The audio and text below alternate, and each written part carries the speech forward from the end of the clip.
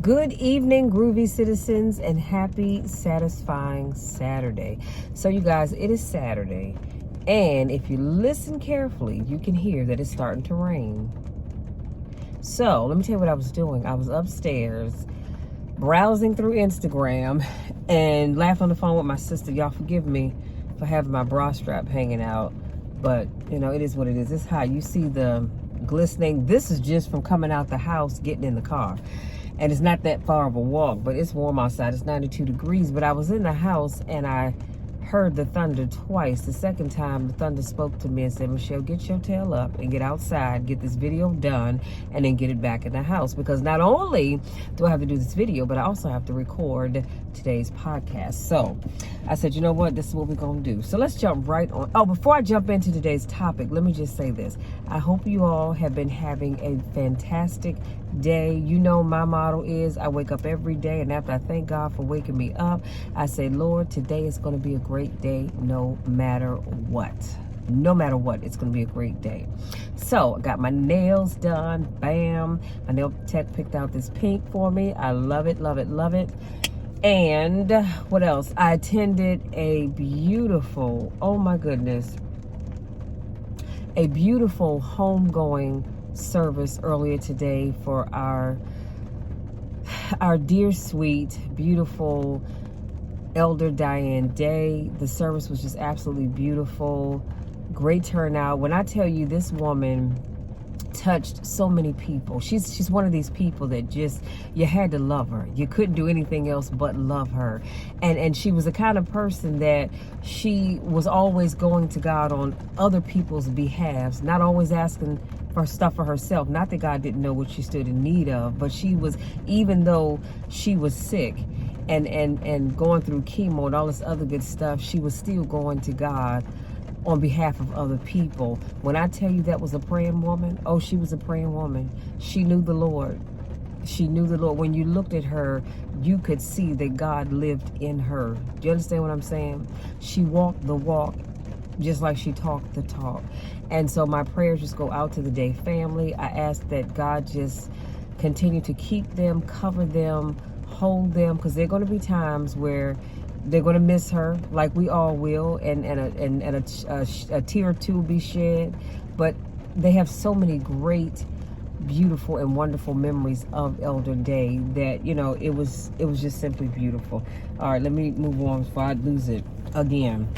So today's topic is harness the power of forgiveness. And I'll be honest with you, this is not what I was going to talk about today, but something that Reverend Wood mentioned as he was preaching, and he talked about harnessing the power of forgiveness, made me think about this. So this quote I'm going to share with you is by Bishop T.D. Jakes. You know the drill. I will share the quote. We'll unpack it as we go along. I'll give my 2 cents and I'll bid you good day. So he says, why do we have trouble forgiving people? Why? Why do we have trouble forgiving people? Why do we have trouble receiving it? See, some people not only have trouble forgiving others, they have trouble receiving forgiveness, which I have no idea why. So if you're that person, I want you to think about that.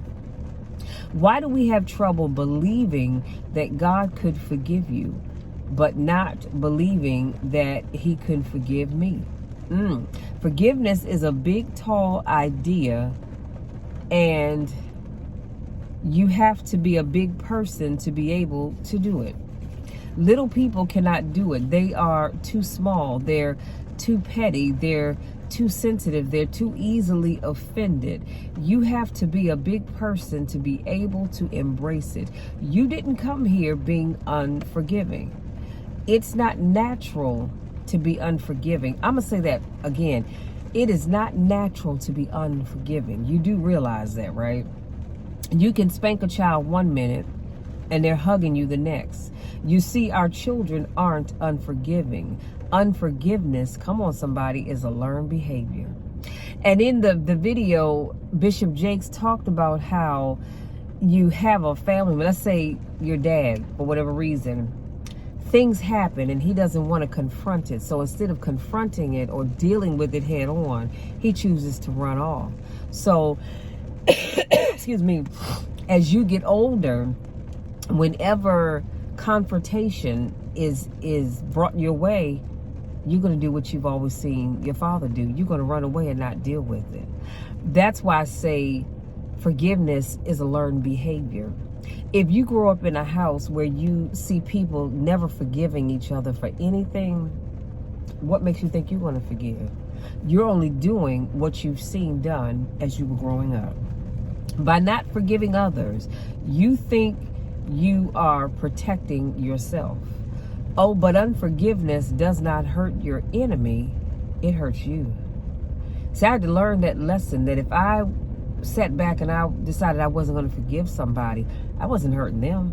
I was only hurting myself, because I was allowing whatever that thing is they did to play over and over and over and over again in my head. They're going on about their business.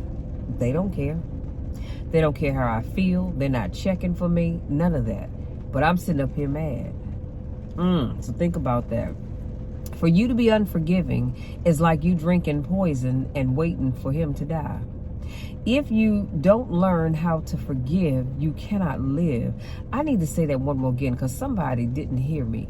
If you don't learn how to forgive, you cannot live. You cannot thrive. You cannot move forward, and you will always suffer in the chicken coop of your memory. Everything I share with you will be in the description box. If you do not find the grace to let it go, if you do not find the grace to let it go, Jesus told his disciples, offenses will come. That's a promise. If you avoid offenses, you avoid life. Let me put a pin right there. You cannot go through this life, or any other, to be honest with you, and avoid offenses. Offenses will come. We offend people all the time by the things we say, sometimes the things we wear, the things we do, the things we don't say, the things we don't do.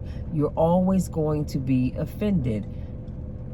Just a couple of days ago, somebody was driving down Central Avenue and the car was drifting over into my lane, and because I didn't want the whole side of my truck tore up, I tapped the horn.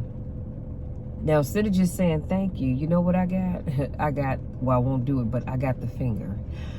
People will always be offended. That young man was offended that I blew my horn, but all I was trying to do was get his attention, because it wasn't like I could wave at him, because his windows were up and so were mine. But you're going to always offend people, and that's just life. He says, the longer you live, the more things will offend you. It's impossible to hide from it. God will promote you to the level of your tolerance of pain. Remember that.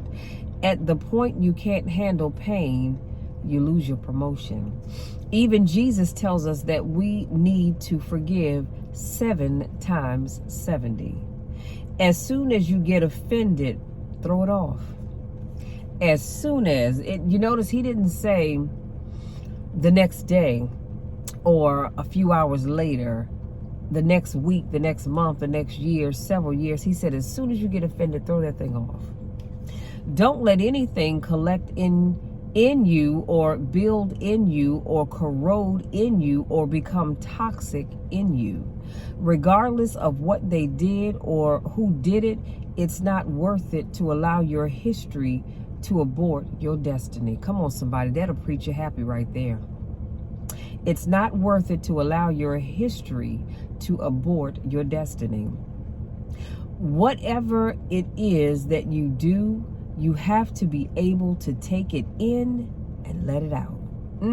He says, in order to inhale, you must exhale, right? Because if I don't exhale, I'm going to stop breathing and die. In order to take food in, come on somebody, you have to be able to eliminate it. Why? Because eventually your body is probably going to explode if you just constantly take food and water in and you never allow it to come out. He says, if you are going to be in power, you have to be able to shake it off. And again, that quote was by Bishop T.D. Jakes. I will have it in the description box, but let's kind of unpack that just a little bit. And let me preface this comment by saying, as I sat at Elder Day's homegoing service and I listened to all the beautiful things that people had to say about her, just like I said, nothing but beautiful things to say about this woman. It made me think about how, and we all know this, life is short. Life is way too short for us to sit around worrying about anything. It's too short for us to sit around, being stressed over things that we can't do anything about. It's too short for us to sit around not forgiving people. Her service made me think about, what are people going to say about you, about me, about us when our time comes to leave our physical form? What are people going to say about us? Are they going to say you were a forgiving person? You know, I try my best to forgive people. As I told you all before, forgiving you doesn't mean that I want a reunion with you, because chances are I don't, because now I don't trust you and you've shown me who you really are, but I can forgive you. But what I want you to take away from today's car conversation is that I want you to go out there and I want you to make a concerted effort to forgive those individuals that have wronged you, that have talked about you, that have hurt you in any way, shape, or form. I want you to forgive them. Now, let me tell you what I'm not saying. I'm not saying you have to call them up or you have to go to their home or meet them someplace. I'm not saying you have to do any of that. But I want you, right where you are, to just say, you know what, Lord, I forgive Myrtle Jean, Sweet Baby Ray, whoever it is that you've been holding this grudge against for years. I want you to forgive them. Free yourself. Like Bishop Jakes said, in order to take things in, you've got to let it go. You can't take in a breath without letting it go. So if you take in hurt, you've got to let it go. Because if you don't, that hurt is going to build up inside of you, and it's going to make you bitter. It's going to make you angry. And if it's God's will, it's going to make you old. So now you're going to be old, bitter, and angry, all because you decided to take in all the hurt and everything that just didn't sit well with you. You allowed it just to fester inside of you. That's why you have so many unhappy people, I believe anyway, because they don't know how to forgive. But I want to encourage you today to start forgiving. But here's the thing, though. Here's the thing, and I'm going to let you be. I want you to start with yourself. Yeah, you heard me right. Don't look around like, what is she talking about? You know what I'm talking about. Some of you have yet to forgive yourself for something. Something you said, something you did, something you should have done but you didn't do, something that you should have said but you didn't say. I want you to start forgiving yourself. Whatever that thing is, let it go. It's in the past. You can't change it. Let it go. See, we're good, some people, we're good at forgiving others, yet we don't forgive ourselves. Whatever that thing is, I need you to declare that you have forgiven yourself today. Let it go. Let it go. Let it go. Ask God to heal your heart, to heal your mind, whatever else needs to be healed, but I want you to let it go. Because from today forward, we're all about forgiveness.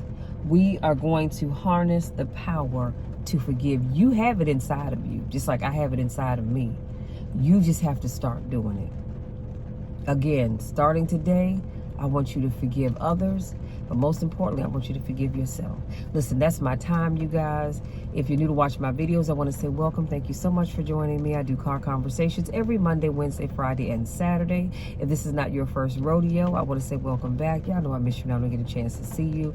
Go out there, enjoy the rest of your Saturday. Have an amazing day on purpose. And y'all know the drill. You know the spiel. I love you. I love you. I love you. I love you more than you will ever know. I love you more than you'll ever be able to truly grasp and or understand. But I love you, no, and there's nothing, and I mean absolutely nothing you can ever do about it. See, because I've learned to forgive. And there are some people that I mean, I love everybody, but some folks I have to love only with the love of God. You understand what I'm saying? That's a whole other video for a whole other time, but I still love you nonetheless, because I want nothing but the best for you.